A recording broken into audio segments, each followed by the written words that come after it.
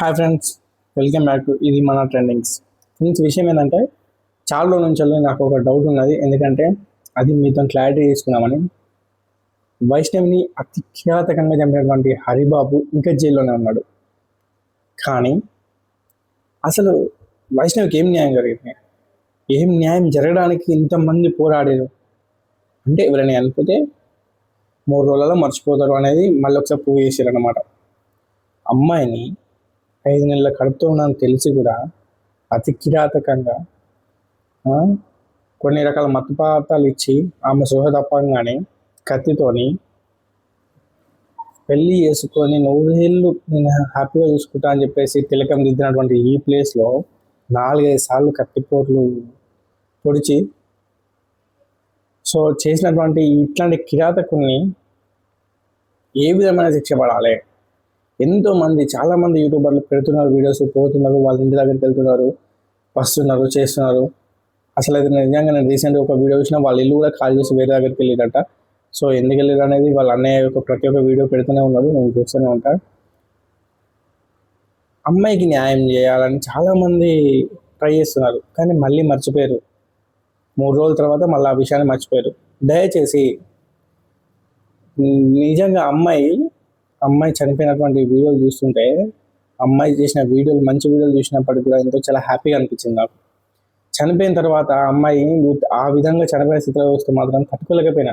మంచిగా ఉన్నప్పుడు చేసిన వీడియోలు ఎంత మంచిగా అనిపించినాయో, ఆమె చనిపోయినాక ఆ వీడియోలు చూస్తుంటే కళ్ళ నీళ్ళు తిరుగుతున్నాయి. అమ్మాయికి న్యాయం జరగాలి. ఆ లోపల ఉన్న వాడు తీసిన ప్రాణం ఒక్కటి కాదు, 2 ప్రాణాలు తీసిండు. కడుపులో ఉన్న బేబీది అండ్ వైష్ణవిది. ఎంత దారుణమైనటువంటి స్థితిలో మనం ఉన్నాం. ఇట్లాంటి కిరాతకమైన ఆలోచనలు వచ్చే ప్రతి ఒక్క నా కొడుకుకు తెలియాల్సింది ఏంటి అంటే, తప్పు చేసినప్పుడు 4-5 రోజులలో జైలుకు పోతాం, జైలు గురించి బెయిల్ మీద బయటకు వస్తామని కాదు. తప్పు చేసినామంటే సచ్చినప్పుడు ఆయన అనే భయం పుట్టుకోవాలి. వానికి సుస్సు పడాలి. అట్లాంటి చట్టాలు అట్లాంటి చర్యలు చేపట్టాలి. చాలామందిని చూసినాం, చాలా వీడియోస్ వస్తున్నాయి. ఎంతోమంది కనబడ్డ వైష్ణవి వీడియోనే కాదు, కనబడిన ఎంతోమంది ఆడపిల్లల గోస అనేది ఆత్మలాగా మారి అనుక్షణం మన చుట్టూనే జరుగుతూనే ఉంటాయి. తల్లకు న్యాయం జరగాలి.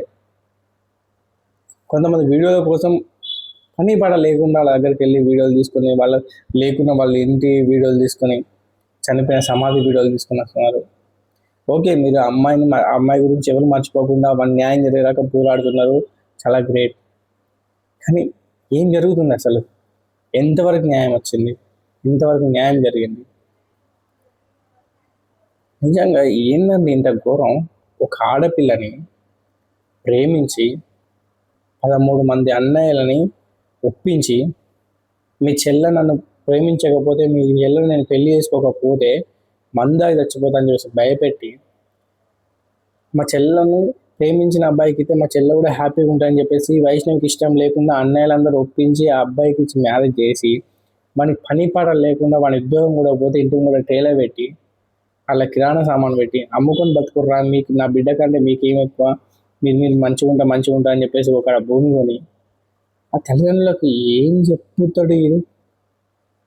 ఈ హరిబాబు లాంటి నా కొడుకులు అమ్మాయిలను ప్రేమించి విచక్షణరహితంగా చంపి హ్యాపీగా జైలుకు పోయి మళ్ళీ హ్యాపీగా వచ్చి వేరే ఆమెను పెళ్లి చేసుకొని హ్యాపీగా ఉంటే ఇట్లనే జరుగుతుందా? తప్పు చేస్తా అనే టోనికి బుద్ధి రావాలి. నా కొడుకులారా, మీకు సుస్సు పడాలి. ఆ రకంగా చట్టాలు తీసుకురావాలని మనస్ఫూర్తిగా కోరుకుంటున్నా. వైష్ణవి ఆత్మ ఇంతవరకు కూడా శాంతించలే అని అనిపిస్తుంది నాకు. ఆ తల్లి కోసం మొన్న కేసీఆర్ గారి మీటింగ్లో కూడా జైత్యాల్లో జరిగితే వైష్ణవ్ వాళ్ళ అమ్మ ఫోటో పట్టుకొని వెళ్ళి అక్కడ కూర్చుంటే మధుప్రియ గారు ఎంతో విధంగా స్పందించి అమ్మని దగ్గర తీసుకుంది. వైష్ణవిని చూస్తుంటే ఫోటోలలో నాకు ఒక అబ్బాయి నాకే దూరంగా అనిపించింది. ఇంకా వాళ్ళ అన్నల పరిస్థితి ఏ విధంగా ఉందో పాపం. ఇంత దారుణమారా? ఒక అమ్మాయిని ప్రేమించినామని ఎట్లా చంపబుద్ధి అయింది? అసలు చంపడమే దాన్ని నచ్చకపోతే డైవర్స్ ఇచ్చి వదిలిపారేయాలి, అంతేగాని చంపి ఆ అమ్మాయిని ఎంత ఘోరం నమ్మించి గొంతు కోసినట్టు. అరే, నీ వల్ల మంచి ప్రేమించడం కూడా ఎవరు నమ్మర్రా? అట్లా తయారు చేసినావు. నీకు మాత్రం కూడా నీకు శిక్ష పడాల్సిందే. నీకు కోర్టేసే శిక్ష కంటే న్యాయస్థానాలు అందరికీ చట్టాల మీద గౌరవం ఉంది. నీకు ఖచ్చితంగా శిక్ష పడుతుంది. న్యాయస్థానం తీర్పు ఏ విధంగా ఉంటుందో అందరం కూడా ఎదురు చూస్తున్నాం. కానీ నీకు ఈ ఉసురు, ఈ పాపం అనేది నీకు జన్మ జన్మ జన్మల తరబడి నీ వెంటాడుతూనే ఉంటుందిరా. నీకు ఒక ఆడపిల్లని అన్యాయంగా కడుపులో బిడ్డను కూడా చంపేసినావు. ఈ పాపం నీకు ఊరుకునే పోదు. నువ్వు మామూలు సాగు కావు. ఎందుకంటే ఆ అమ్మాయి ఎంత ముద్దుగా ఉంది. ప్రతి ఒక్క వీడియో కూడా అందరితో షేర్ చేసుకుంది. ప్రతి ఒక్కటి కూడా హ్యాపీగా, అంటే మ్యారేజ్ అయిన పంచాలు ఎంత ఉన్నా ప్రతి ఒక్కటి చూస్తున్నారు, చేసింది. ఇంత కూడా అనుమానం రాకుండా నువ్వు వాళ్ళ ఇంట్లోనే చంపి ముఖం కడుక్కొని బయటికి వెళ్ళి పోయినావంటే నీ ధైర్యానికి హ్యాట్స్ ఆఫ్ రా. ఈ పథకం ప్రకారం చంపిండి, ఇప్పుడు ఏమో అనుకోకుండా చంపలే. నేను ఖచ్చితంగా శిక్ష పడాలి. శిక్ష పడేంత వరకు మళ్ళీ యూట్యూబర్స్ ఎవరైనా కానీ, చిన్న చిన్న యూట్యూబర్స్ ఎవరైనా కూడా ఖచ్చితంగా ఈ ఈ న్యూస్ గురించి మనం పోరాడాలి. ఇది ఎంత దూరం వెళ్తే వెళ్ళని, కానీ కోర్టు కానీ, న్యాయస్థానాలు కానీ, పోలీసు కానీ బయట ఎవ్వరు కూడా మర్చిపోవద్దు. దీన్ని తీస్తూనే ఉండాలి, వానికి శిక్ష పడుతూనే ఉండాలి.